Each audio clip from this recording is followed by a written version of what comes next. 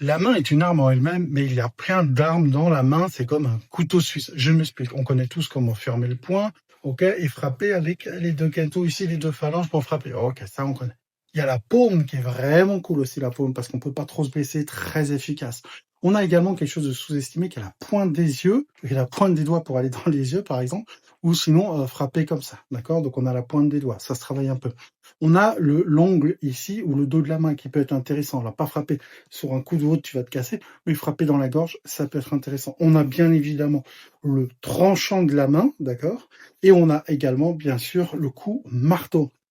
On a également cette partie-là, ça c'est très très très technique, mais on peut frapper très fort, par exemple sur la tempe, etc. Et il reste quelques armes un peu méconnues, mais qui sont très difficiles à utiliser en self-défense. Et je sais que derrière ton écran, tu as sans doute d'autres techniques de main à utiliser, donc n'hésite pas à le mettre en commentaire, à liker et t'abonner, car ici je propose du contenu de self-défense tous les jours.